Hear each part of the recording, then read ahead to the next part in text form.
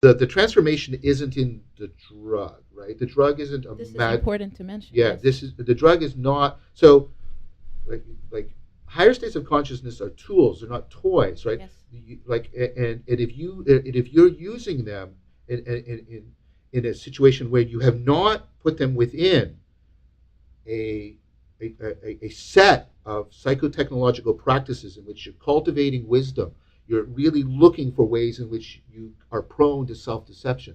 If you stick that into those, there's a great chance you're just going to bullshit yourself.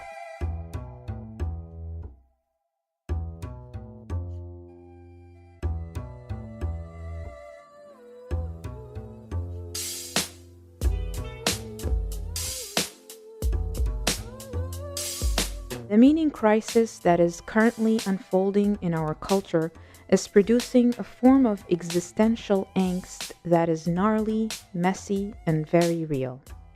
There is a palpable collective low-grade anxiety that can be felt on all levels.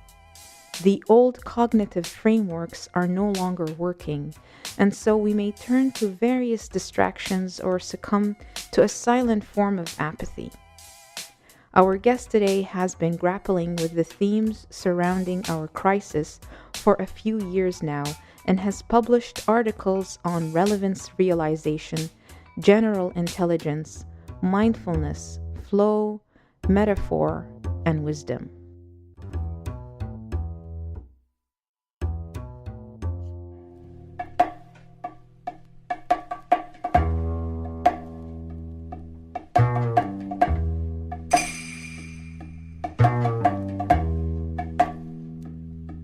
On this episode of the Soulspace podcast, we interview John Vervaeke. Speaking to the meaning crisis, John's work is centered around bridging the gap between science and spirituality. He talks to us about the importance of psychotechnologies as cognitive tools that can help us overcome self-deception and move towards wisdom. We also navigate the world of altered states and transformative experiences. John has been with the University of Toronto since 1994 as an assistant professor, teaching courses in psychology, cognitive science, and the intersections between Buddhism and mental health. He has won numerous teaching awards.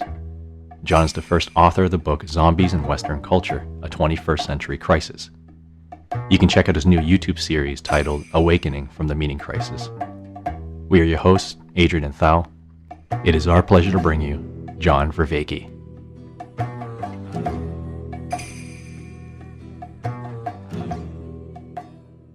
John, welcome. Thank you for coming on the show.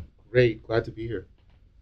I was sitting thinking about all the different things we could really explore with you, but at a basic level, I see all the stuff that you're doing, all the research and lectures that I've watched, seem to be trying to bridge or unify science and spirituality. And I think that's very fair. Yeah, I think it's a fair representation of what I'm trying to do.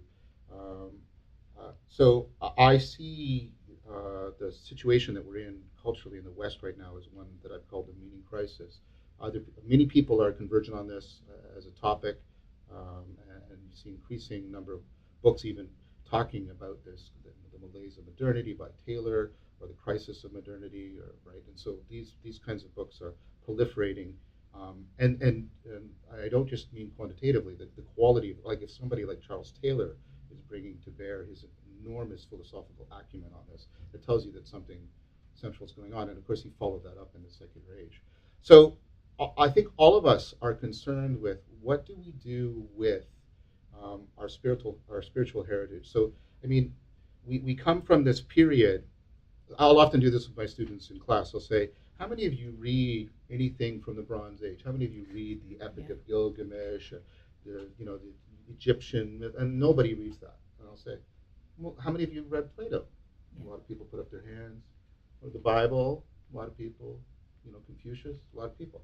And I say, why are those people sort of ours, and the people before the Bronze Age collapse aren't? And so, there's somewhat controversy about this, but I think I agree with many people like Bella and Karen Armstrong that, around, it's hard to put a precise date on it, 600 to 300 BCE, we went through this radical transformation, right, that laid the foundations, many of the foundations for what we call Western civilization.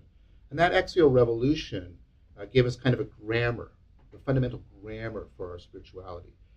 And what had happened is, before the Bronze Age collapse and then the axial revolution that followed it, during the Bronze Age, you had a much different view of the cosmos. So there was a lot more continuity. It was like a continuum between the natural world, the human world, and the world of the gods, right?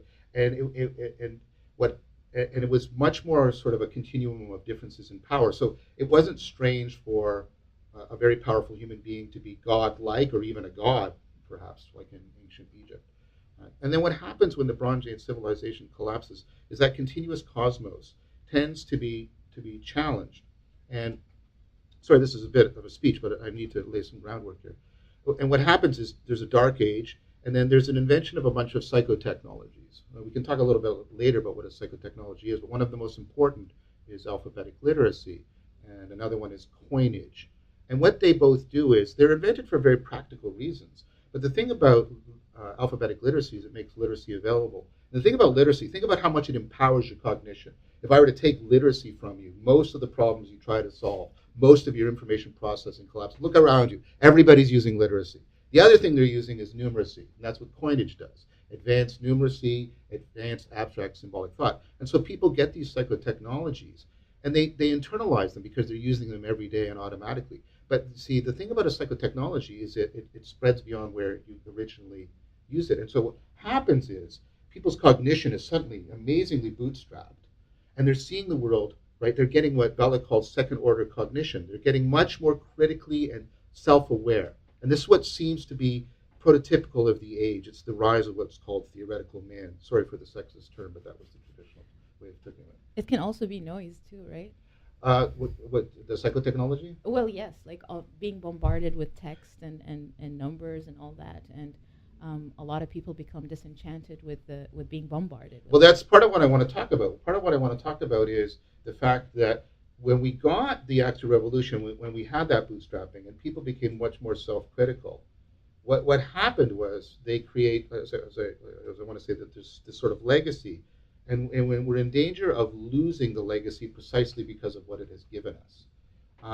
So what happened to us before, there was this continuous cosmos, but as people became very critically self-aware, they gained a tremendous sense of responsibility, that they were responsible for the violence and the suffering in the world. It wasn't just a natural part of the world, because they had become very aware of how self-deceptive the mind was. And this is where you get this emerging awareness of how much the mind can create illusion and self-deception. And so what happens, right, is before the axial revolution, wisdom is about fitting into this continuous cosmos. It's kind of like, the Vulcan way of life, living long and prospering, right, kind of thing. But after the axial revolution, people are like, they're really aware of their capacity for self-deception, but they're also simultaneously, because these two go together, aware of their capacity for self-transcendence, right? And so what they do is they change the notion of wisdom. It's not about fitting in, because you don't want to fit into this everyday world, because this is the everyday world of illusion and self-deception, suffering. Instead, what you want to do, wisdom is about transcending, rising above, freeing yourself from those self-deceptive processes. And what happens is, right, and the degrees to which this is taken literally and it's understood philosophically or mythically, like in Plato, but nevertheless you get this grammar of two worlds: the everyday lower world of illusion and suffering into which we have fallen, and then there's an upper world, the really real world, and wisdom is about getting there. And so what develops is people start developing entire sets of psychotechnologies for trying to enhance. You can see it in Buddhist mindfulness. You can see it in Platonic theoria. There's all these psychotechnologies that are developing, and they, right. And think about how a lot of this way of thinking, right, has just become natural to you. It's becoming your grammar. Now the problem is, we have this tremendous heritage that gives us all these psychotechnologies for dealing with how we can deceive ourselves and get enmeshed in foolishness, but they're bound up with this two-world mythology, this two-world grammar. And the problem is, for a lot of historical reasons, and that dovetail with the emergence of the scientific worldview, we don't have that two-world mythology anymore. very few people, and I don't mean to step on anybody's religious toes, but very few people believe that there is, a supernatural world or an other world above and beyond the scientific worldview. And so what happens is all of these psychotechnologies that are still effective because of the way they work with cognition are now orphaned. They have like there's no worldview that legitimates them, right? That legitimates them into a systematic set that really helps you cultivate in an intellectually and existentially respectful, right, manner, right? This wisdom and self-transcendence we've been talking about. So people thrash around and they try to cobble together little bits and pieces of discarded worldviews, and they play with alternative realities, and they alter their state of consciousness to try and get an alternative metaphysics, and they're struggling to try and get back something that we've lost, because there's a deep sense, right, that these psychotechnologies were, I guess I'll use it like almost essential, or at least indispensable, to dealing with these deep issues of foolishness and flourishing. And as our lives become more foolish and as flourishing becomes more and more difficult, our sense of connectedness to ourself, to the world, and to each other is being radically undermined. And that's what I mean by the meaning crisis. And it looks to me that part of your work is to actually come up with a new grammar that helps to unify this fragmentation that's happening, Yes. where everybody's trying to claim, that their version or their techniques are better, and maybe that's a nice place to actually lay down some understanding too, is how you view the mind. Yeah. And what are you talking about when you mention cognition? What is that? Sure. How does that unify? That's a great question. So for me, the central idea is to try and understand cognition in terms of our capacity for problem solving.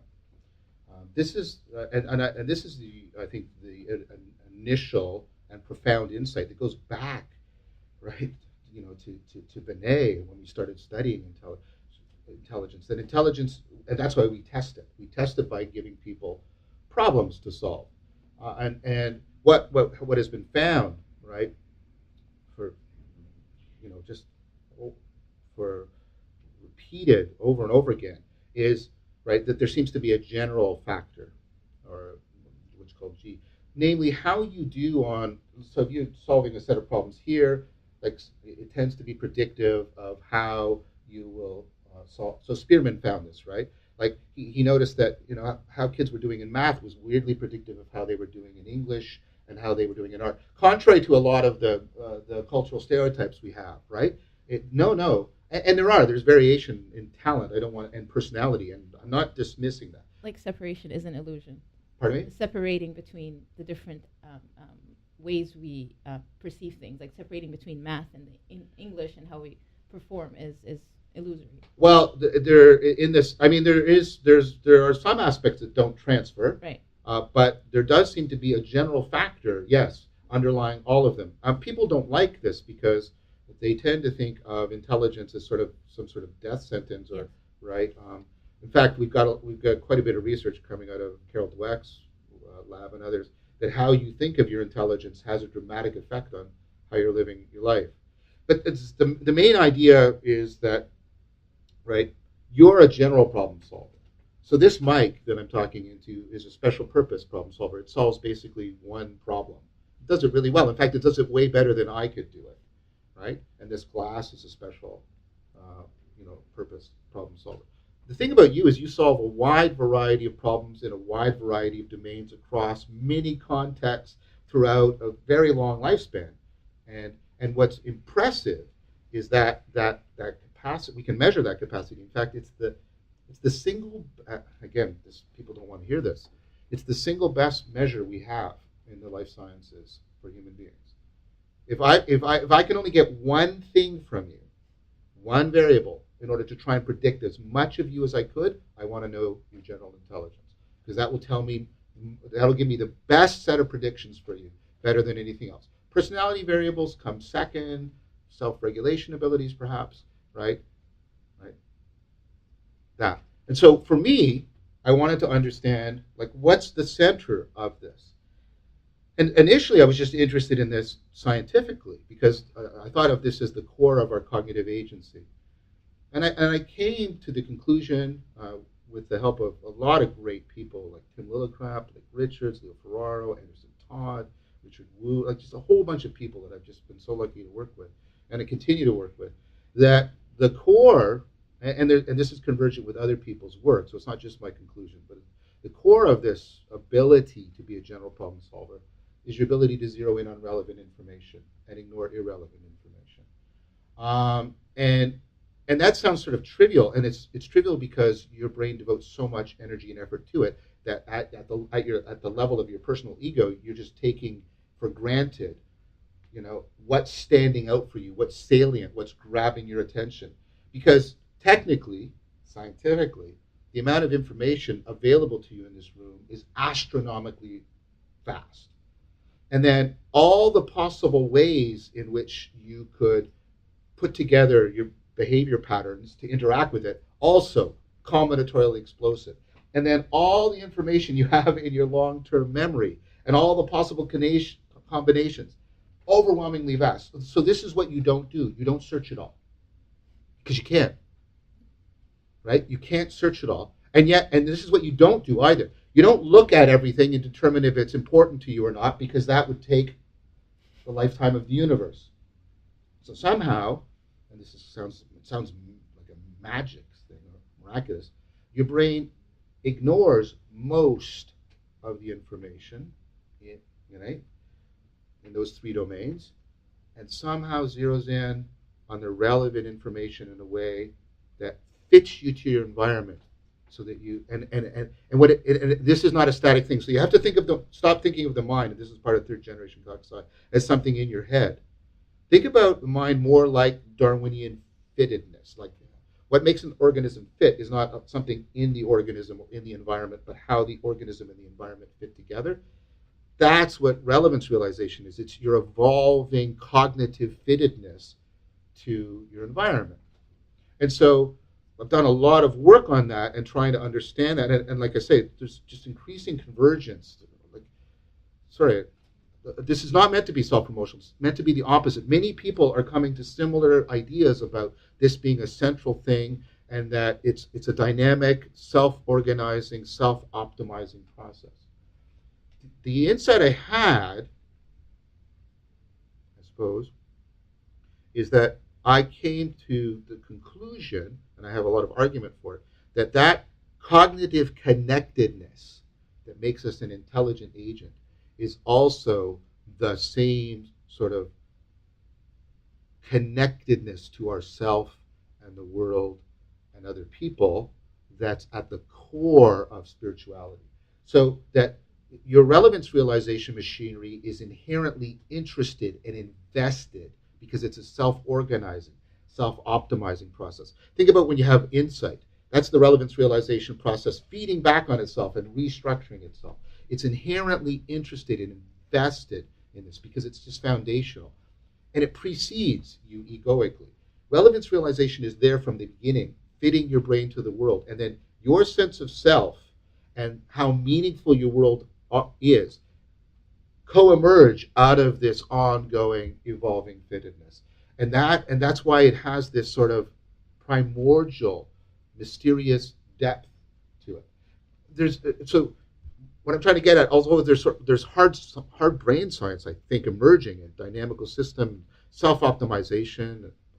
I can point your listeners to so many things, right? There's all these deeply spiritual aspects of this relevance realization that seem to line up with a lot of the traditional stuff. And then here's the final gem, and then I'll let you guys talk again. Sorry. What if what we're doing when we're overcoming foolishness and self-deception and becoming wise is enhancing that capacity for relevance realization, so that the wise person is the super insightful, super connected, super able to make meaningful connections person. Well, that sounds both scientific and spiritual at the same time. Yeah. So what I want to ask you about is at the practical level, the practice of spirituality. Sure. You've mentioned psychotechnologies. Yeah. How does that activate or get this process of relevance realization going or evolving? So, I mean, we're doing it already, but here's where I think the work of Keith Stanovich and others has had like just a profound impact on me. Keith was also, I think he's emeritus now, but he was also at U of T at Boise for the Center of Applied Cognitive Science. Really brilliant worker, researcher, and he's just amassed all this work. So remember, I told you had, and this will directly answer your question. It is directly pertinent. So remember how I said we have this general measure of intelligence, right? So what he showed is, like, you can also give people all these experimental tests for how rational they are. So let's say rationality is about using your intelligence best. Remember I mentioned earlier that how you relate to your intelligence has a big impact on how adaptive it is, right? So what he was showing is that, right, I think he'd be okay with me. This is my language, but I don't think it's imposing on him. So that's why I'm being a little bit cautious here. But I would say this: those very processes that make us so adaptive, our general intelligence, are also the ones that really drive and enhance our self-deception and make us vulnerable to self-deception. I recently gave a talk about this on how, as we're making AI more like us, we're making it more and more capable of foolishness. So you can give people all kinds of rationality tasks, and what's going on in these rationality tasks. For example, I'll give you a proposition you tend to agree with very deeply. Like, and I'm not taking a stand here on this issue. I'm just using an example. Like, abortion is right. Okay, so you find people who, right, either agree or disagree with them, and then what you do is you give them two arguments. One is a valid argument that leads to the opposite of what they believe. So let's say they believe abortion is right, and here's a valid argument that leads to the conclusion that it's wrong. And then you give them a very bad argument that leads to the conclusion they like, and you ask them to evaluate the argument, right? And people vary on that, because you can imagine what happens is a lot of people don't. They find super salient the product or the result of their cognition, and they're not stepping back and caring about or paying attention to the process. So if you don't pay attention to the process, you just go to the conclusion, and right, and then so your ability to evaluate arguments is very, very poor. Now that's very, very dangerous, right? Because it means we can't use rational persuasion to alter people's beliefs. So that's an example of many kinds of tests. So you can do all these many varied kinds of tests on how rational people are. And what he found was, just like the measures for intelligence, they form like there's a general factor of reasoning. They form a positive manifold. So then he asked, and this is why it makes him so brilliant, right? He then asked this really straight. Now he can ask this really profound. I mean, a great scientist makes complex things simple, right? He asked this profound question so simply: do the measures of intelligence, are they identical with measures of rationality? And the answer is no. Overwhelmingly no. So, on average, the correlation between the measures of your intelligence and the measures of your rationality are 0.3, where it varies from none, which is 0, to 1, which is maximum. So, intelligence is necessary, but nowhere near sufficient for being rational. So, what's the difference? And this is now the core of your question. What the psychotechnologies are doing is they're ways of internalizing, right, practices and skills and ways of training your attention that get you to best apply your intelligence to paying attention to how you're using your intelligence. That sounds so trivial, right? But it takes a lot of practice and effort. So one thing he talks about is, which is directly relevant to the ancient practice of Stoicism and modern psychotherapeutic work and cognitive behavioral therapy. But he talks about Jonathan Barron's active open-mindedness. So this is a psychotechnology that makes you more rational. It helps you overcome the ways in which your intelligence makes you self-deceptive. So let me give you an example. I just flew back from Cuba. I told you that. Okay, so here's what people do.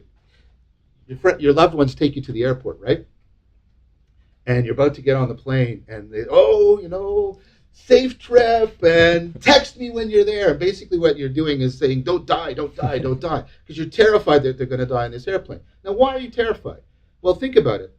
Your brain is trying to calculate the probability of things, Remember when I talked about that explosion? If you were to use pure probability theory, trying to calculate the probability of events is vast, combinatorial explosion. You can't do it. So your brain does this shortcutting technique. It uses a couple of what are called heuristics. It uses the availability heuristic. If I can easily imagine or remember something, I think of it as highly probable. Well, I can remember airplane crashes because they're on the news. And I can easily imagine it because my Homo erectus brain does a big metal in the sky. No, it will fall, right? The other is how representative, how much does it sort of stand out? And then again, when there's a plane crash, people make it super salient. They call it a tragedy, a disaster. And so you go in, and the availability heuristic, which is very adaptive for you, and the representative heuristic, very adaptive, this sort of frontline relevance realization, and they tell you this person's going to die in the plane crash. And so this is self-deception. Because you worry about them, and then without a second thought, you go into the garage, and you get in your car. Chance of dying goes up. Which is, the North American death machine. Yeah. Right? And so active open-mindedness is about learning to see how these heuristic processes that are central to our adaptive intelligence can be present in our day-to-day behavior. So, right. So what you do is you look for, you actively try to look for these heuristics misfiring. So how often do you look for evidence that disconfirms one of your beliefs as opposed to just finding evidence that confirms it? Yes. So I just have to say I've been enjoying what you're saying, and it's in line with the questions that I've been sitting with Sure. prior to my own awakening, in a way. So my background is more literature and Sure. more, I come from the Sufi background. Excellent. And so the way you're talking for me is just giving language to questions that I've had in my mind for a long time. So your wording and everything you're expressing is just really answering very deep questions that are probably even pre-language for me. So I don't even have any question right now, but maybe more like... You don't know how often I get that comment. Okay. And so it always takes me a little bit aback. And I get it informally in student evaluations of my courses, but I get it like in spontaneous situations like just happened now. People often talk about me giving them a vocabulary even for before, and this is or a grammar like we were talking about earlier, before they could articulate it itself. But nevertheless, it resonates very deeply with them. It excites me because I just started my journey as a doctoral student in transpersonal psychology. Great. And that's where I'm like, okay, so I wanna go into that space where science and spirituality meet. Yes. Because I've been in the spiritual space for a long time, but because using your words, a lot of the way my cognitive space was working, I didn't have the language to explain what was going on. And I'm hoping that this will go to the recent work that you're doing. I've had experiences in the psychedelic space where now I have the language and I get it.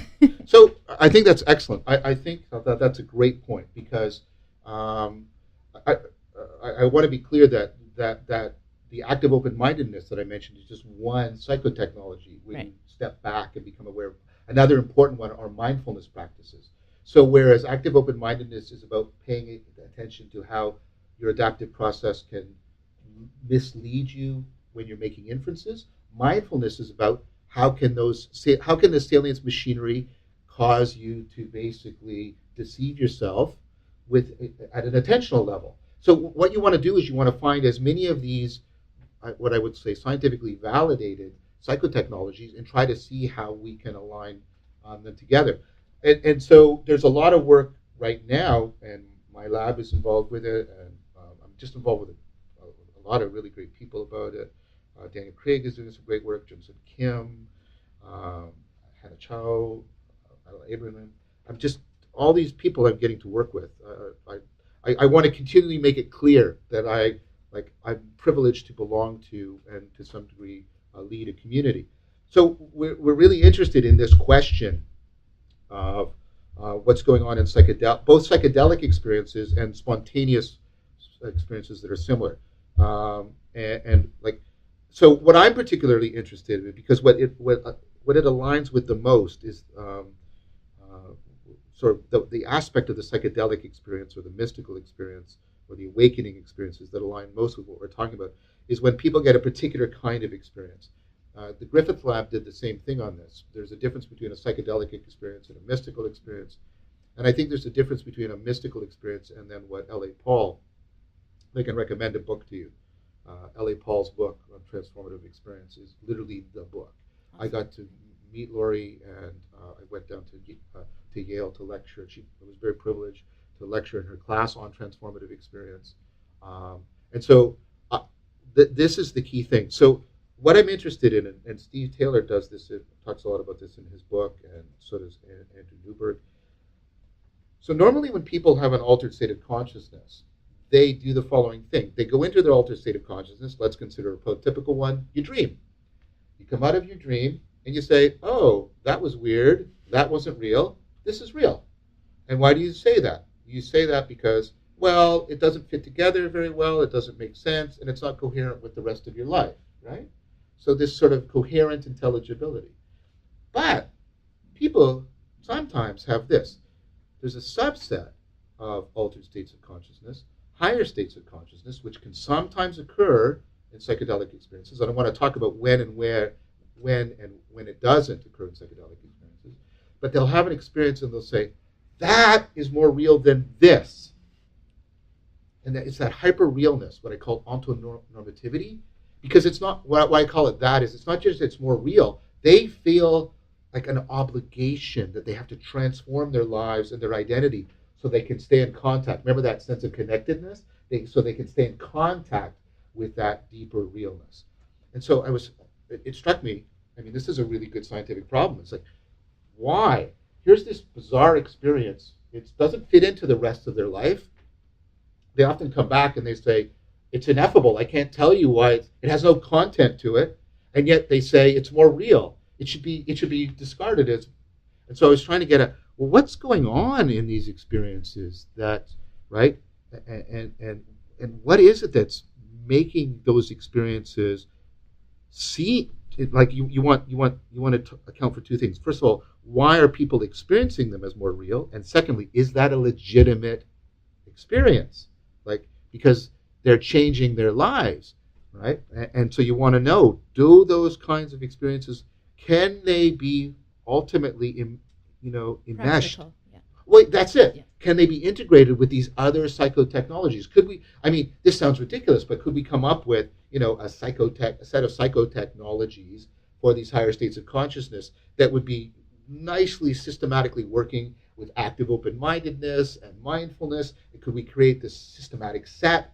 And so that's, I'm really interested in it.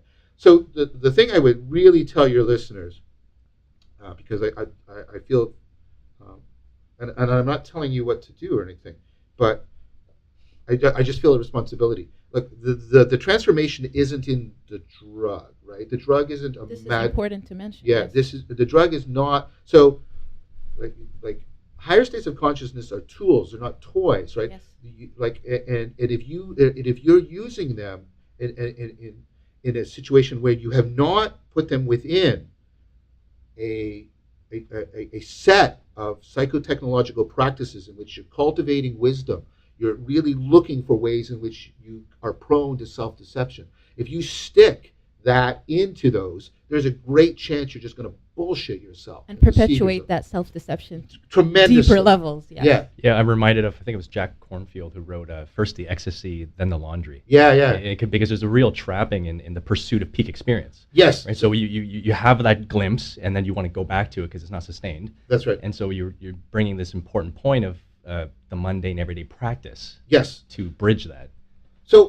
So what you see in ancient traditions, like the Neoplatonic tradition, which greatly informs Sufism, by the way, right, is you see this tremendous, philosophical endeavor to, in a deeply integrated fashion, create a worldview that tries to articulate this enhanced sense of meaning and intelligibility. The cultivation of all of these practices, right, and then they're integrated with these existential moral practices. So the idea of being rational and mystical are not oppositional. They're supposed to be deeply intertwined, mutually constraining, and mutually informing each other. And this was the split too in Sufism between the orthodoxy and the ecstatic poets. Right. Where in my opinion, the ecstatic poets were able to mesh the rationality and the mystical, but because they were talking about the ineffable, then the orthodoxy were unable to accept them and were considered as heretics. I think this is a very important point. I think that pattern gets repeated. Yes. It gets repeated, I think, also within Christianity. I mean, Meister Eckhart is almost, he's pretty much, he dies before he gets condemned as a heretic. And even within science, there are, some would consider what we're talking about as heretic in scientistic or scientism. So people who, but this goes towards, there's all kinds of orthodoxies, right? And this goes towards your point. And this is another point I would want to make. And this is a broader issue about the ways in which, I want to speak very carefully here because I'm a scientist and I love science, yes. right? But there's ways in which the culture at large has been misled by science. So what do I mean by that? Look, what science does, right, is science, and this is what the scientific revolution, what it actually comes out of and then sort of solidifies and exemplifies a trend that had been growing in Western civilization since around the beginning of the 13th century. What am I trying to get at? What science does is enhance your capacity for propositional knowledge, right? So propositional knowledge is your knowledge of what we call facts. And people, a lot of the people that are, rationality this, on YouTube, and they talk about facts. Ask them what a fact is. Is it made out of matter? Is it made out of, what is a fact? What do you mean by a fact? Right? What's the metaphysics of a fact? Well, they'll say, well, things are true. Okay, well, what do you mean by true? And then what they're basically talking about is propositional knowledge is knowledge that something is the case. So what they're talking about is that they have propositions that they consider are well evidenced and well argued, right? And that's propositional knowledge. And so that is a form of knowing that is centered on belief. That is why belief has become so central in our culture. We understand everything in terms of belief. It's why ideology is so powerful, because what ideology is the attempt to replace spirituality with sets of beliefs that are supposed to be doing.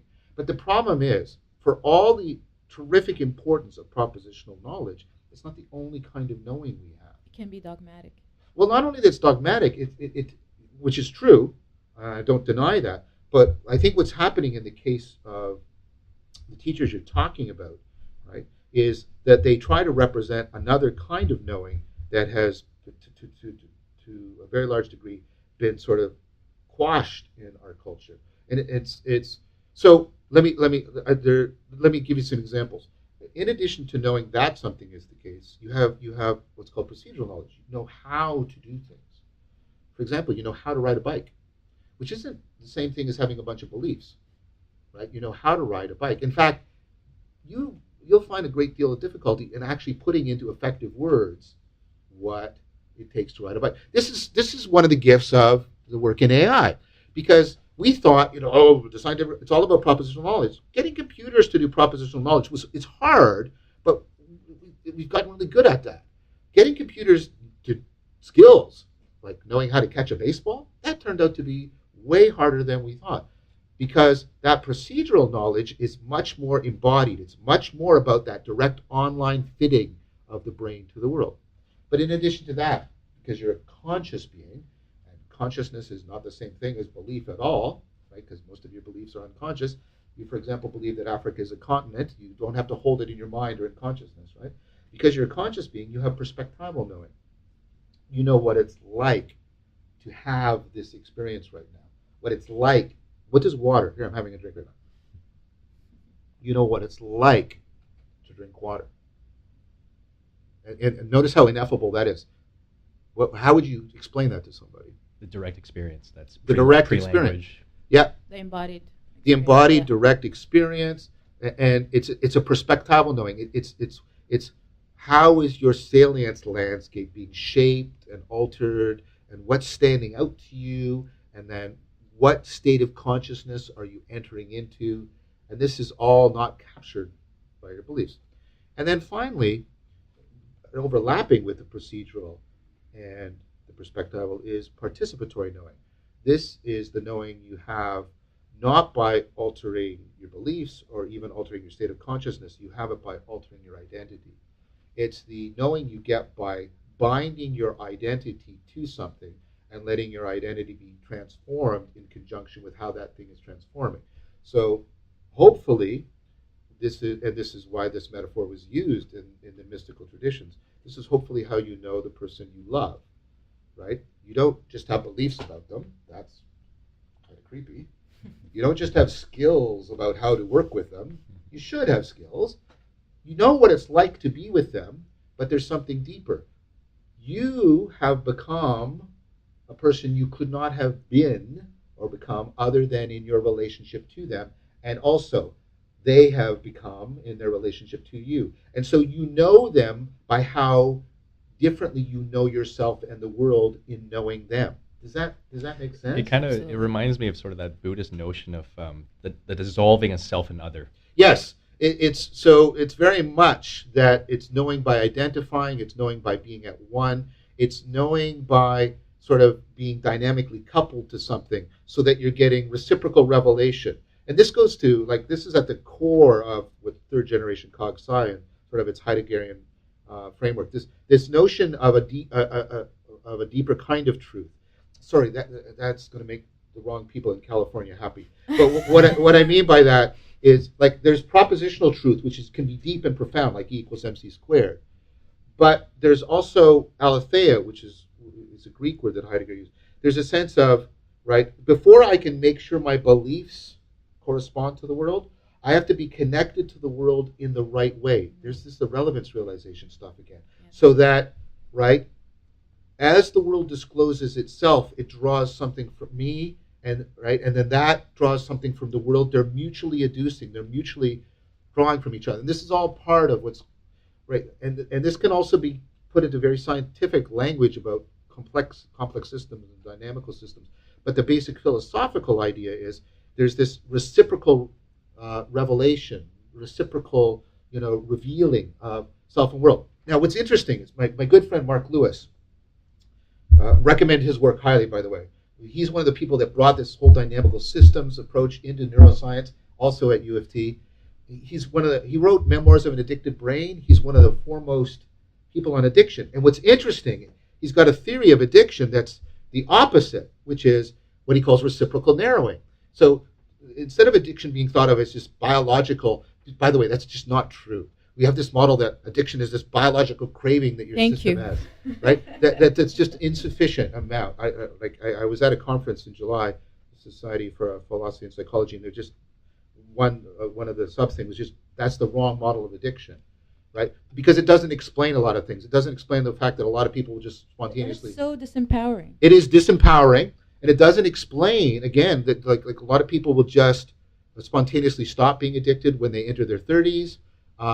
People will, all the people that were using heroin during Vietnam, and then they return to North America and they just stop. They don't have to go through treatment. They don't have to go through rehab.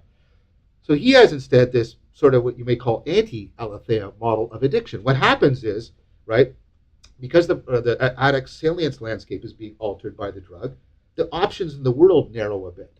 And because the options in the world narrow a bit, their sense of self gets a little more rigid. And you see what's happening? It's like a vicious cycle. And as the self becomes more rigid, the world narrows. And as the world narrows, the self becomes more rigid. And you get this reciprocal narrowing. And their cognition becomes impeded. Yeah, you lose cognitive flexibility. And that's exactly also what's happening in things like PTSD and things like that, right? And that's why the psychedelic experience can be so liberating. Because what it can do is it can throw the brain into a state that it's not normally in and break that vicious cycle. But it's got to be coordinated with therapy. It's got to be coordinated with cognitive restructuring. Flexibility is great, but that engine has to be tapped in insight and a change in the sense of identity. Look, we're continuously in a process of co-identification. Look, I'm here right now. I'm assuming an identity. I'm the professor, blah, blah, the scientist. I'm assigning identities to you. Here's a glass. I'm assuming an identity as a glass grabber. This object is a water holder for me, even though it's a million other things, scientifically, molecules and all kinds of electromagnetic field. We're always, always, always in this agent arena relationship. We're constantly in this, bidirectional fashion, creating identities in the world and identities Assigning in ourselves. meaning. Assigning, and that's what that meaning is. It's not in your beliefs. It's in the way in which your world is either reciprocally opening up because your sense of agency is being opened up and the world is being opened up, or it's narrowing down in a self-deceptive, self-destructive fashion. And that's why I was enjoying, when we first started our talk, you gave some amazing historical context. But I was also thinking about what about those people that their cognition is impeded and their sense of self is becomes so rigid and so small, Mm-hmm. and they're unable to break free from whatever cycle that they're stuck in. So, I mean, if that's okay.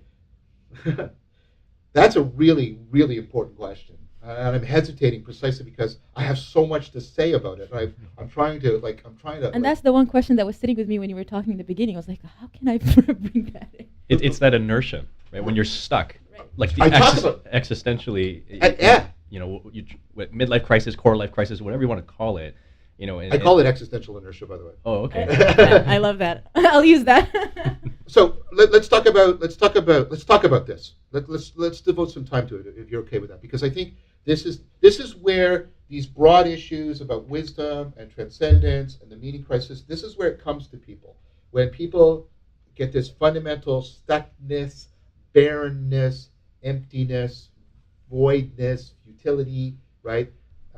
And by the way, Thomas Nagel's right. All the arguments people give for meaningless, none of them are logically valid. I'm so insignificant in time and space. So what? Like, if I blew you up to the size of a galaxy, are you better? Like, does that do anything for you? It's not right? helpful. It's not. Right? Or what I'm doing doesn't matter a million years from now. Well, the argument's symmetrical. What they're thinking of you a million years from now doesn't matter to you, right? So he points out that all of these arguments are not actually logically valid. They don't lead to. So it's not that people's reasoning is actually leading them into this.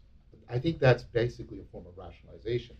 So I think you guys have put your finger on the actual issues. What's going on in this existential inertia? I would say there's another thing. There's an existential indecisiveness. So let's talk quickly about both.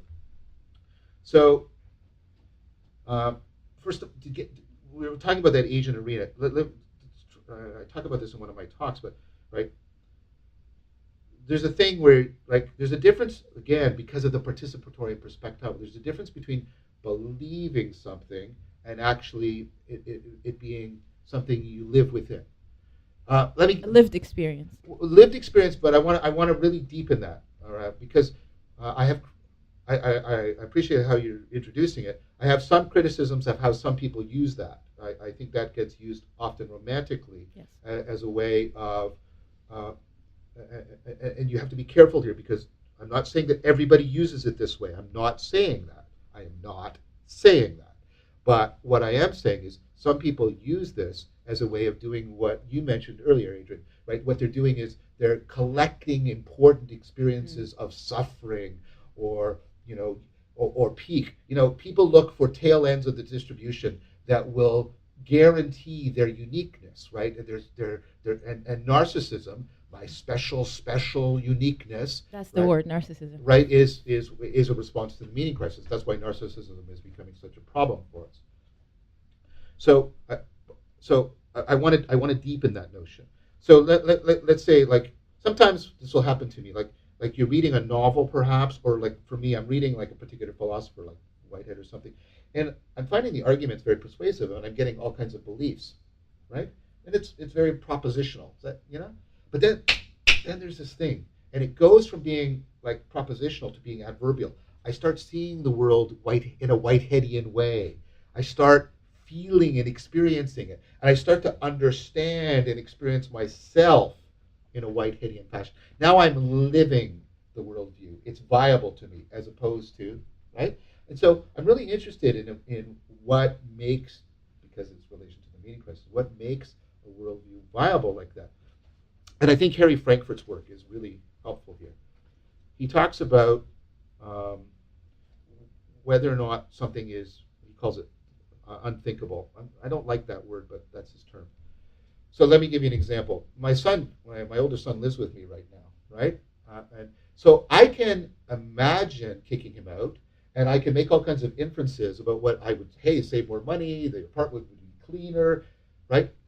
So in one sense, I can imagine, I can make inferences, but it's unthinkable to me because I can't make it a viable option. I can't get myself into that process of identifying the world, and I can't get my identity and the identity of the world to be resonant in such a fashion that I could be the kind of person that would kick my son out. You talked about the fittedness. Yeah, the that doesn't fittedness. fit. Right. So it just doesn't work. It's not viable for me. Now that's positive, right? And that has to do with love. You can think about it because you know when I was talking about that reciprocal revelation in Aletheia, as the world is revealing itself to me, I'm revealing myself to it, and those are deeply interpenetrating processes. That's also love. That's why love has been used as a metaphor for this kind of participatory knowing, right? In fact, if you do that with people, that's what Aaron's work showed. If you get people to do mutually accelerating revelation about each other, disclosure, you disclose a bit about yourself, and then I disclose a bit more about me, and then that makes you. And if we start getting into that, then that's how you get people to fall in love, whether it's sexual or friendship, right? So there's that love element, that reciprocal connectedness, right? Now that's a positive version of it. And I remember asking Lori Paul about this, and she thought it was a good point. I said, but isn't there a negative version of that, where, right, and I remember bringing it up with Mark. I said, Mark, you got the negative version. Where's the positive? And so I could also say to Frankfurt, you've got the positive version. Where's the negative? Can't that reciprocal relationship so bind you in? And this was your point, Tom. So bind you in that you can't, right? You can believe what you need to believe, and you can imagine it, but you can't unfold. You can't, reverse the direction of the reciprocal relationship. And that's existential inertia. You get locked into a world. That's the existential inertia. Which is different from indecisiveness, you were saying? Right. So the indecisiveness is another thing. So let's call that an existential inertia. And I want you to think about how important that is to therapy, because when people come into therapy, they know they have all the right beliefs about where they should be, and they can imagine it. They can make mental images of where they need to be. And they can probably see their patterns too. But they can't get there. Yeah. They don't have the know-how. Yeah. They don't have the perspectival and the participatory knowing. Okay, let's do the existential indecisiveness, Adrian. And this goes to the heart of Lori's work, L.A. Paul's work in transformative experience. She talks about transformative experiences, and they have this following kind of characteristics. She had this wonderful Godonkin experiment. Philosophers do this, right? They put you in a bizarro world, and you play with it, and then once you sort of agree with, oh, that makes sense, then they say, aha. So this is what she does. She says, imagine the following. Your friends come up to you, and they give you indubitable evidence that they can turn you into a vampire. Do you do it? And you go, what? And she says, well, and here's the problem you face. You don't know what it's going to be like. Remember the perspectival knowing? To be a vampire until you're a vampire. Yeah. So you don't have that perspectival knowing, right? And you don't have the participatory knowing. You don't know who you're going to be. Because when you become a vampire, your priorities and your sense of identity and your sense of agency, all that's going to be changed. So here's the problem you face. You're ignorant. You're deeply ignorant of the perspectival knowledge that you don't yet have, and the participatory knowledge that you don't yet have. So what do you do? Well, I don't do it. But then you don't know what you're losing. You don't know what you're missing. You don't know you could be missing the best thing ever. Oh, well, then I do it. But then you don't know what you're losing. You don't know what you're gonna see? And the thing is, you can't do, so we, typically what we thought is, well, what we do in situations of uncertainty is we're Bayesian, right? We calculate the probabilities, we calculate the utilities, but you can't calculate the probabilities. You can't calculate the utilities because you're absolutely ignorant. So what do you do? And so she said, this is what she calls a transformative experience. When you go through this radical transformation of your perspectival and your participatory knowing. So people also face that when they're in therapy. They face this existential indecisiveness. Well, they're stuck in inertia, but they're also contemplating changing. They don't know how. That's part of the problem. The other part of the problem is, well, what will I be losing when I go over there? I don't know what I'm missing, and I don't know what I'm going to be. So they're existentially indecisive. And you see, we used to have, you mentioned the Sufis, we used to have these broadly powerful traditions, in which we had institutions and traditions and communities that gave people support and guidance and structure through transformative experience. And then we've taken that all the way. So that they plunge into the unknown. That's right. What it is, yeah. But they don't, again, like we said with the psychedelic, they don't plunge into it like in an autodidactic fashion. Right. Autodidactism is, it's the worst way to do science. It's the worst way to make literature. It's the worst way to do poetry. It's also the worst way to do spirituality. Right. Right. And so people. So Laurie sort of does that, and she really wrestles. And her point, which is the brilliant point of the book, is like our normal notions of standard rationality just don't apply to transformative experiences. And Laurie's no romantic or like she's a hard line. It's funny that you use that word autodidact, because I consider myself an autodidact, and that's what hindered me from my own progress. Yes. So yes, absolutely. You only most of your cognitive flexibility comes from your ability to internalize the perspective of others and to internalize psychotechnologies from your culture at large, right? And if you're an autodidact, that's often that self-organizing adaptive intelligence just runs in its own echo chamber. Mm-hmm. So I got really interested in this problem, the transformative experience problem, and how psychedelics and mystical experiences. So I started thinking, okay, Laurie's right. You can't sort of logic or probability your theory way through. So what do people do? Do they just do the Kierkegaardian leap of faith? I was about to say that. Kierkegaard's leap of faith. They do a test drive, or they do little micro experiments. Excellent. Exactly. So this is so let's do this. So the point about the Gedanken experiment, right, is you're not going to vampire. But then Laurie says, but you face real decisions like this in your life. Here's one: have a child. And if you haven't had a child, and I have had two, you don't know what it's like until you've had one. And you don't know who you're going to be, because you're going to be a different person after if you're a good parent, right? Or decide to enter into a romantic relationship with somebody. If all that participatory knowing we talked about is going to happen, you're going to be a different person in a different world.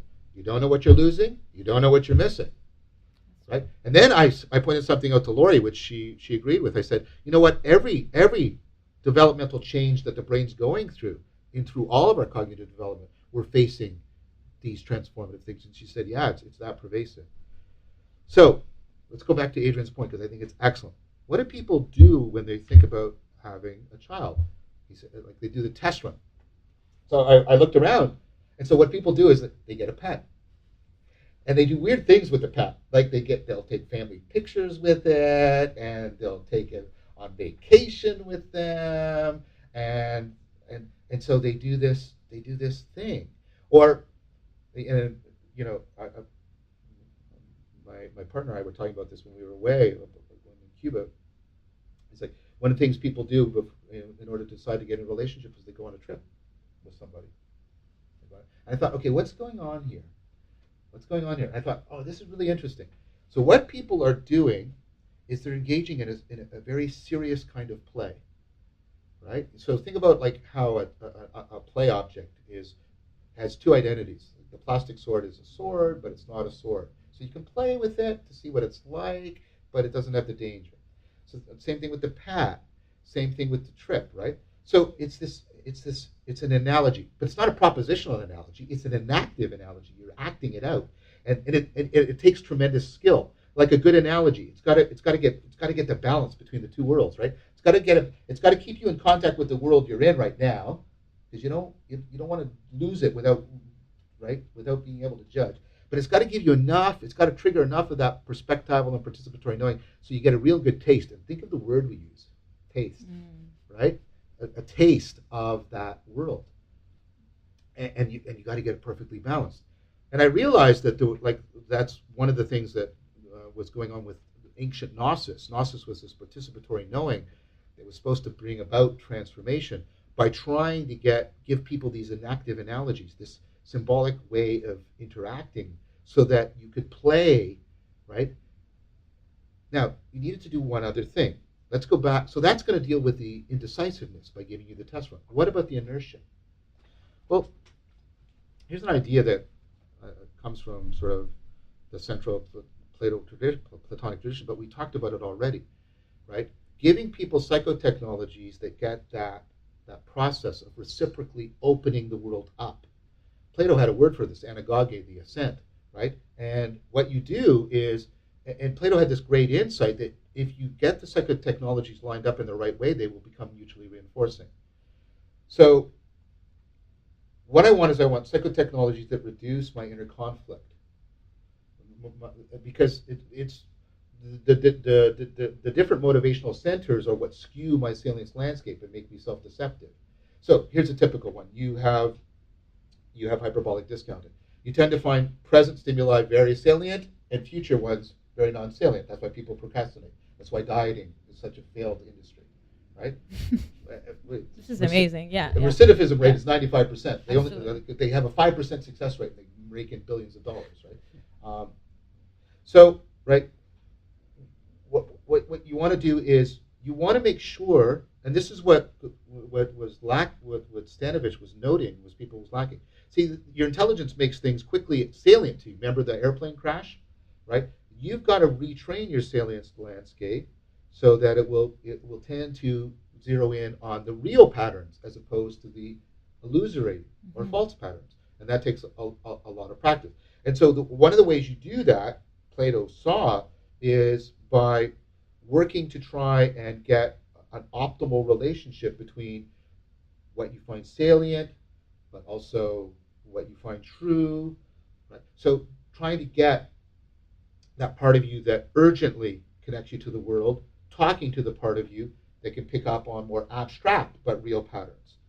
And then what Plato saw, right, is as that internal conflict goes down, my self-deception goes down. Because if my salience landscape isn't radically skewed away from my truth landscape, if they're much more talking to each other in consonant, then I'm much less likely to engage in self-deceptive practice. But here's the insight. As I reduce my self-deception by achieving inner peace, and that's what was behind the stupid Hallmark card, right? We want inner peace. It's this idea that what I want, right, I have this meta drive to try and optimize these various adaptive ways of interacting with the world so that I get an optimal grip on the world, right? But what Plato saw is as I get better at reducing this inner conflict, I start to see the world more clearly. What does that look like in practice? So I'm having a hard time.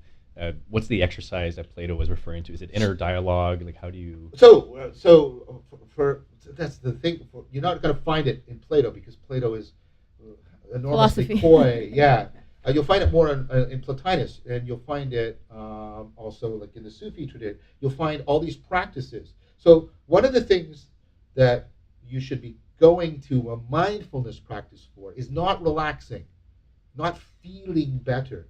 I'm actually going to be on a TV show in the fall of Beaverton where I represent a scientist talking about mindfulness opposed to people who are sort of practicing mindfulness to feel good. And there is actually a disenchantment among people. I've heard people actually refer to mindfulness as, oh, this is bullshit now. That's right. Right. So there's, and that's because, mindfulness should be about education. It's not a vacation, right? Right? It's not about relaxing. You should be going into mindfulness to reduce. And that's true mindfulness is to. Yeah. To reduce, you should see a significant reduction reported to you by others in your self-deception. That's what it starts to look like. And you start to see situations and people differently. Now, as you start to see people and situations differently, you know what that means you start to do? You start to understand yourself better and differently. So you now start to get better at aligning the psyche, which then means it's better for you to see and understand. And that's how you can start to get that positive feedback cycle going. Does that make sense? Mm-hmm. Yes, Right? yes. And I'm just also thinking about spirituality also, that some people even use that as a self-deception mechanism. Totally. Where it just becomes a bypass, and you don't go into like your inner world and to reduce that inner conflict. I think part of it is it's how it's sold to us. I mean, Right. for Yeah. me, That's what it I is. started diving into meditation practice only about 3 years ago, so I consider Yeah. myself very early Sure. on the path. Sure. But the way that it's often taught, or the way I interpret it, it is that escapist version of Yeah. meditation. That's part of a It's sort been of my journey 7 years, Adrian. what's part of this sort of crypto romanticism. I mean that as a philosophical cultural project, not romantic love, although that's where it came from too. Like romanticism, the idea, right, of that um, how can I put it? Here's how I would put it in a somewhat simplistic slogan: the idea that you have a true self, not in a Buddhist sense or like the inner machinery, but you have an autobiographical self that you have to be true to, right? And this is the opposite of the axial revolution is the aspirational self. Socrates was trying to help us realize and cultivate, and through wisdom and transformation, come to our true self. You're not born with it as a finished identity that you constantly have to hearken to. And then your project is to show to the world how unique and special, right, that's that inner self that you're born with is. So the project shifts from how do I realize and become my true and better self to the project of how do I continually demonstrate to the world myself and what it is and how unique it is. And so what people do, I think, is they collect spiritual experiences, and then they're these bejeweled glamours that they put on their narcissistic shelf. And I think that's just a disaster. But if you go back to what we were talking about, if you get a community that gives you this serious play, and then gives you the cognitive tools. The cognitive tools, that serious play, that enactive analogy, that enacted anagogic transformation, then you can bring about a transformative experience. And people are doing this spontaneously, and they're doing it. Let me give an example, because this is so bizarre, right? So what are some of the most secular countries in the world? The Scandinavian countries. So in Scandinavia, there's a role-playing style called Jeep form that has emerged. And so the point about it is, this is like, so you know what a role-playing game is, right? Dungeons and Dragons. And then you have LARPing, where you live action role-playing, right? LARPing, I should say, right? And then this is one thing more removed. So what you have is you have a bunch of people, they come into a situation, they're given a situation they have to act out. And then the dungeon master is actually like a director. And like a movie set director, he'll cut a scene, or he'll say switch roles, or he'll give you a prop and say, this is a sword, now use it. And what you're doing is you're acting out scenes. And you're acting out scenes that are actually real life scenes. And this is what you actually are striving for. You're trying to get a phenomena called bleed. So what you want is the scene you're acting out to be similar enough, analogically similar enough, but open you up, induce enough flexibility in play that the line between what you're playing and your real life bleeds.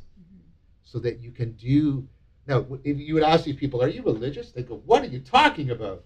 But you say, but why are you pursuing this? I mean, from the outside, this looks to me like a spiritual practice. This is a radical practice that's done in a highly ritualized situation with a community of support and desire, and it's not escapist. It's often like deeply disturbing and troubling to these people, but they're seeking genuine release from this indecisiveness, existential indecisiveness, and existential inertia. That's the kind of thing. Is this unconscious, you suspect? They're not going in knowing that that's what they're doing it for? So I think it's semi-conscious. It's sort of like it's mythologically aware to them. They know that this is meaning. Look, like, think about it. When we were talking about that inner peace, you have Plato's great insight that in addition to whatever you want to experience it with inner peace. If I said to you, I'll give you tremendous fame, but it will rip you apart inside. Do you want it? You go, no, I don't think so. Right? But there's another one. Remember, in addition to inner peace, I want to be in contact with the real patterns. Same thing. People have a meta desire to whatever they have, right? They want it to be real. So I'll do this in class with my students. I'll say, how many of you? I'll probably, if I do this too much, I'm going to spoil it, because they're students. They'll start just screwing around with me. But generally, I'll say, how many of you are in like deeply satisfying personal relationships right now? Put up your hand. Well, surprisingly, a lot of them put up their hands, contrary to all the complaining we hear, right? And then I'll say, now the following, I want you to imagine, it's like Laurie Pohl's Godonkin experiment. Imagine that your partner is cheating on you, and finding out that they were cheating on you would absolutely end the relationship that you have right now. How many of you want to know if your partner's cheating on you? Keep your hands up. 95% of the people keep their hands up. They'd rather have the real suffering than the fake happiness. Yeah. Right? And so I think the same thing's going on with this Jeep forming. They're finding that they're getting a bit of that analogic play. They're getting a bit of that anagogic, reciprocal revelation. They're getting that opening up, right? They're getting that transformation in their perspectival and participatory knowing. They're getting that gnosis, and they're feeling deeply connected to themselves and to each other and to their world. Now, they don't think of that as the hallmark of spirituality. They think that spirituality is about believing in supernatural entities and seeing strange lights. But I think that's the key of spirituality, because they're going through these radical transformations of consciousness and cognition, community and communing with others, designed to bring about enhanced relevance realization, enhanced insight, wisdom, cognitive flexibility, changing their very patterns of co-identification, how they identify others and their world and themselves. And it's like awareness expansion. And to go back to that question you mentioned, is it religious? No, it's not, because there's no dogma. Right. So I make a distinction between religion and religio. So religio is a Latin word, and it is one of the two contenders for the etymological origin of the word religion. But religio actually means connectedness, to connect things, to bind things together. So that sense of binding, I think, was crucial. Now, I think what goes on in religion is you also get credo, I believe, right? And you get these propositional statements. Now, the point of the propositional statements is to create a community and to create practices and psychotechnology, literatures about psychotechnologies to help people. But the problem is, right, you can get a creedal oppression where the credo crushes the religio. And brings about rigidity and increases inner conflict. And right, and so what we get is another thing that is a terrific sign. So we talked about narcissism, and these two are related, although most people won't see them initially as related. I do see that connection. Yeah. Okay. Yeah. But good. Okay, so the narcissism meaning crisis, and then here's another thing that's connected to the meaning crisis and also connected to narcissism, and that's the rise of fundamentalism. Yes, absolutely. Right? So fundamentalisms are, belief's not enough. So what I'll do is I'll just believe even more. I'll pour everything into belief, and I'll make credo absolutely like the complete identity. And so I'll often when I talk to people from a religious background, I'll often say when I get into discussion, and I do this respectfully because I really respect people who belong to religious traditions, because I understand sorry, that sounds arrogant. I don't mean it to be. I'm trying to say I understand in an appreciative fashion what they're doing, what they're trying to do. But I'll often say to them, don't tell me what you believe, tell me what you practice. And tell me how those practices are making you more wise and more compassionate, more capable of self-transcendent, and more capable of transforming the world to deal with the situations we're dealing with. Don't tell me what you believe, tell me what your practice is. And this is an important distinction, just because I come from I was brought up in a more religious environment, and that's the struggle. Growing up, a lot of young people just are given all these dogmas and instructions, and it's so divorced from the reality of the everyday, and so the young generation becomes so disenchanted. So they either turn into complete nihilism, or the other side is fundamentalism. Yes. The interesting move for me, coming from pretty secular, Yep. upbringing towards a more open, mystical, explorer. Yeah. I think the move for me was to shift away from asking what's true to how is this useful. Yeah. Right. It is literally the bringing it to the practical, grounding it in practice was the move that helped open me to something that was uncomfortable and different and scary, and start to experiment. Well, I think that's the key. I mean, I think the summit of propositional knowledge is what we call knowledge, scientific knowledge. I think the summit of the procedural, perspectival, participatory stuff is what we call wisdom. And those are not the same thing. You don't get wisdom by getting a lot of knowledge. Knowledge is relevant to wisdom, but it's like the relationship between intelligence and rationality. It's a necessary but not sufficient. So I would say useful, but you want useful again, and I'm hoping this is helpful to you. I'm not trying to step on your toes, right? But you want useful to be broadened in this sense of useful for helping you overcome patterns of foolishness, and useful for helping you, engage in patterns of flourishing. Things that are useful for the cultivation of wisdom. Are you getting better at seeing when you're in messy situations? Do you have sets of practices that help you zero in on what's relevant and what's real? See, so I understand what true, but if we talk about real in that allothetic sense, that sense of I've got a connectedness to the world that's opening up me and the world in an ongoing fashion, a fashion that in which there's good reason and good evidence to believe that I'm becoming a wiser, more compassionate, more engaged and effective person, right? Then that's what I would say usefulness means.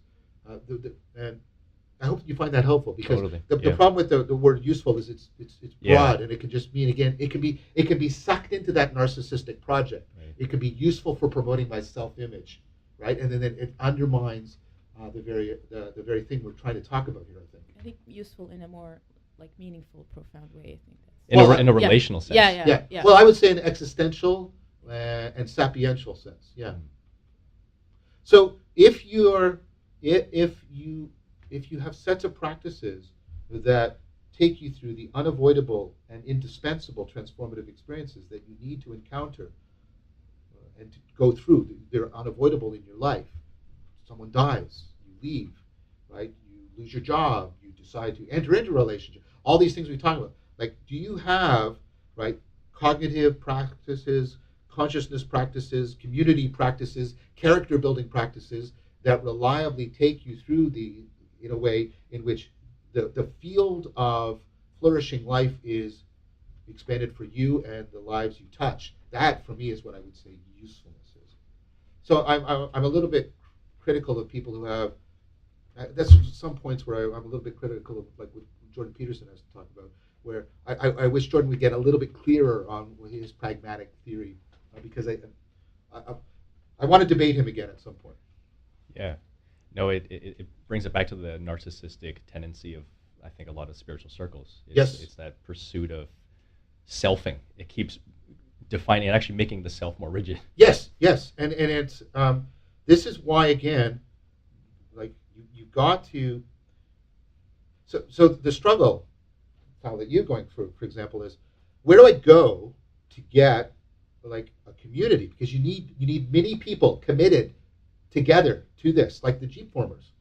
Regular, reliable meeting and getting together. Where do I find a community? That has a systematic set of psychotechnologies and exemplar role models that are at different developmental stages in life, so that as I move through those developmental stages, I have a narrative understanding of what's going on. Where do you have that? Well, the only place where we've typically had that, up until now, are religion, right? And when we tried secular alternatives, we tried ideologies in the 20th century, and that drenched the world in blood, right? So we know that that's not right, that's not working, and many of us, the traditional religions don't work for a lot of the reasons we've articulated, but we need something very much like what they did.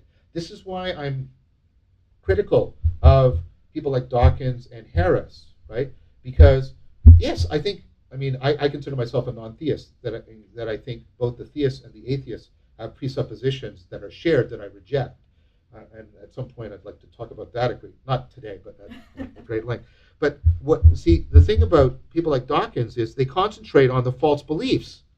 It's like, yes, okay, great. But, and this is what I sometimes point this out. You have to get what Nietzsche talked about, right, when he said God is dead.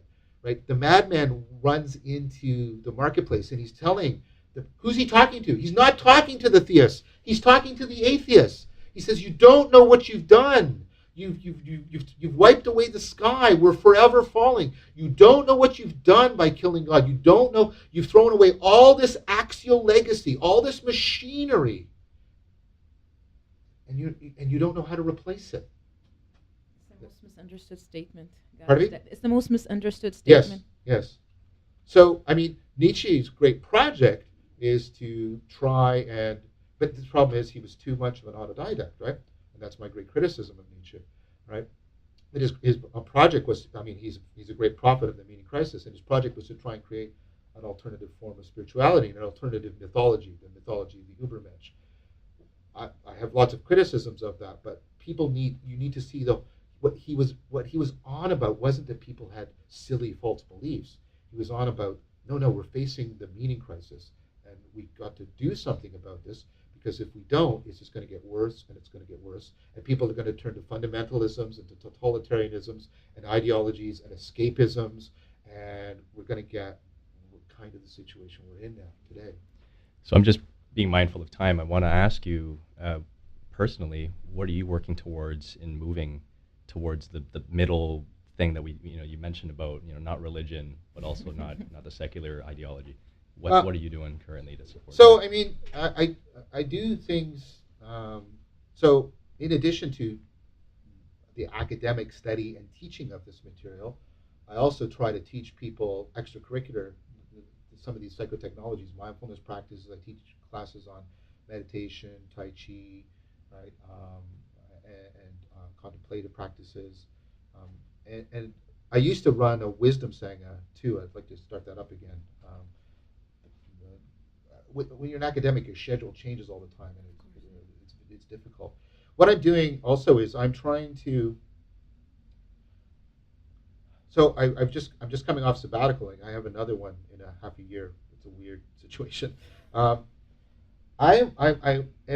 with other people, not on my own, but with other people. A lot of these people I've mentioned, colleagues, RAs, and fellow professors, we're trying to examine a lot of these psychotechnologies and trying to salvage what was going on when people are practicing this practice or that practice or that practice or that, and trying to what we do in cognitive science, we reverse engineer. We try to reverse engineer the mind, right? That's what we're trying to do in AI. I'm trying to reverse engineer there's all these, often these creepy, wonky metaphysics and weird beliefs and crazy superstition, right? But thinking about what Nietzsche said is, can we reverse engineer what were the psychotechnologies? What was going on in Neoplatonism when people were doing theurgia? What was going on in when the Gnostics were doing all their weird, strange stuff? What's going on when the Tibetan and you can't just dabble, right? You have to seriously read and study and practice and go through that transformative challenge, right? You have to guinea pig yourself to a degree, but you can't autodidact. So doing a lot of that. I'm trying to integrate that practical, in a deep sense, it's an insufficient word, that practical knowledge into a lot of this theoretical knowledge. As I mentioned, I'm about to release a video series on my YouTube channel, Awakening from the Meaning Crisis. It's a series of hour-long videos, basically trying to lay out all this argument and then also talk about, right, how do we respond to the meaning crisis culturally? How is it enmeshed and interacting with other crises we're facing? Right, we're facing socio-political, socio-economic, environment, socio-ecological crises. How does it intermesh, right? And trying, but also individually giving people, okay, what are psychotechnologies you can practice? How can they be systematically related? Trying to give people again, not on my own, but with many other people. Like, what does wisdom mean? What's a theoretical structure that you can use, right? And trying to set that up for people. Sorry, that sounds pretentious, and I don't mean it to be, but I'm trying to answer your question. No, and I appreciate it because there's a sense of urgency. Yes. We can't wait for the perfect product. We just have to start doing it. We have to. And everybody has to try their best and collaborate, and not one person is ever going to solve this whole thing. Exactly, totally. And we are facing individually, collectively, and culturally, we're facing, like, we have to go through the greatest transformative experience, like at all those levels in some coordinated fashion that we've ever gone through. Because, as I said, these crises are all mutually interacting with each other. Like the meaning crisis and the ecological crisis, like they talk to each other, they resonate with each other in this sort of nasty fashion. I talked about this with Christopher Mastropietro and Philip Misevic in the book we wrote on zombies as a current mythology that the cultures produce for trying to give expression to the meaning crisis, but also, right, the idea of a devastated ecology. Because the interesting thing with zombies, they're not supernatural monsters. They're just us, diseased and decadent, right? And what's weird is, like, they're mindless. They lack the capacity to make meaning. And they're like us. They're the only communal monster. They move in hordes, but there's no culture. Yeah. There's no real community. No real connection. Right. Yeah. And they consume, but to no purpose, to no end, right? And so they represent, like, the meaning crisis and the way it has both metaphorically, like the destruction of our spiritual ecology, and how that is intermeshed with our destruction of our biological ecology. Absolutely. And just in closing, like, the things that you're mentioning is in line with why we even started this podcast. Yeah, totally. Adrian and I were having coffee together, and we were talking about the crisis of meaning and how that's affecting us on a daily basis and our generation. And today you just gave us a lot of food for thought. A lot. Yeah. Thank you. Great. Well, thank you for the opportunity. I mean, I really, there's so much here. I mean, so much richness. Yeah, sorry, every academic says this, but we really just scratched the surface in so many ways. Absolutely. There's just so much that going too. on. Yeah. There's so much going on. Like I said, there's going to be the video series. And a lot of your language is very, to me, it's very mystical. Like, it's just amazing and scientific. Well, that's the thing. I would hope it's both. It is. It is. Yes. I mean, what I find, one of the things I find gratifying is when I teach courses like this, I'll have people from both sides of the aisle who are usually yelling at each other come up and say, "That was really good." Absolutely, yes. And sorry, I mean, that's obviously appeals to my egotism, and I'm acknowledging that. But I think if I can put myself aside to some degree. But you also mentioned that you work with a lot of people. That's that right. There are a lot of people that are talking this language now. That's right, and that's what I think. That's what I'm trying to say. That's what I try to tell my students that. And again, people say this, and this can also be a twisty narcissistic thing. But really focus on the work and focus on what's happening in the ideas. Yes. Don't focus on me, right? But really, it's simultaneously a terrifying and exciting time. It is, absolutely. John, to be continued. It was a pleasure. Great. Thank you very much, guys. Thank you. I really enjoyed this a lot. Thank you. Yeah, absolutely.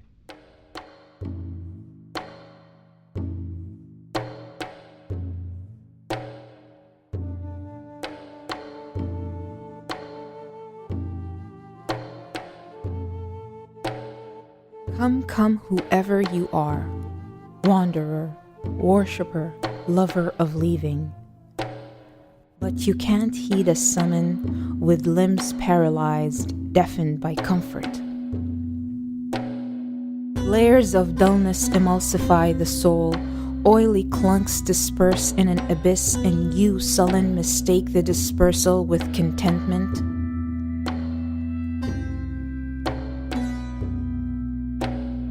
Even if you have broken your vow 100 times, come again, come. But you just listen by day, haunted by night. Dead words, weaved words, resurrected words. Those you love transfigure one by one, oblivious to a melody that breaks inside and lets in a certain slant of light. Our tongues, my friend, can relearn sacred letters that invoke love, that which no longer crosses boundaries and lines. Love only traverses heights and renders a primordial being. Alif, Lam, Mim, beyond distractions, beyond embellishments, sheathed in an ancient embrace.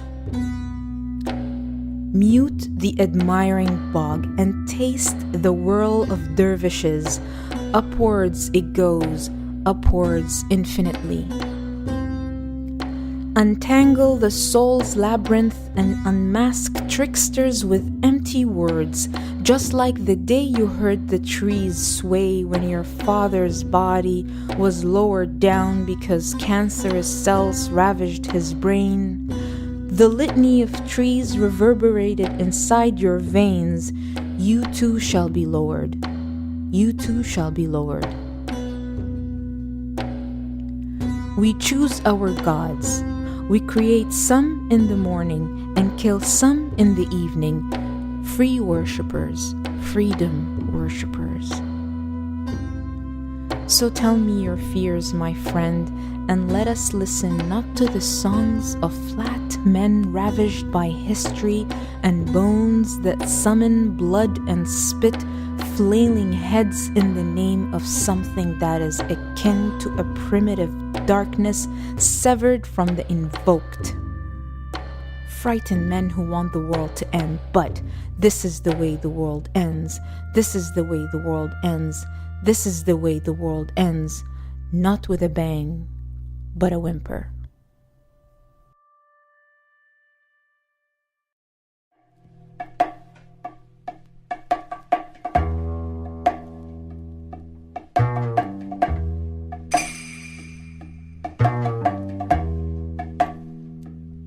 We hope you enjoyed this episode. You can find links and show notes at soulspacepodcast.com. Next episode, we chat with Erin Shepard about her experience doing silent meditation retreats, which she has been doing annually for over 20 years. Follow us on social media at SoulspacePod, at SoulspacePod. We are most active on Instagram and Facebook at the moment. You can help us grow by leaving us a review on iTunes. Thank you for tuning in. Until next time.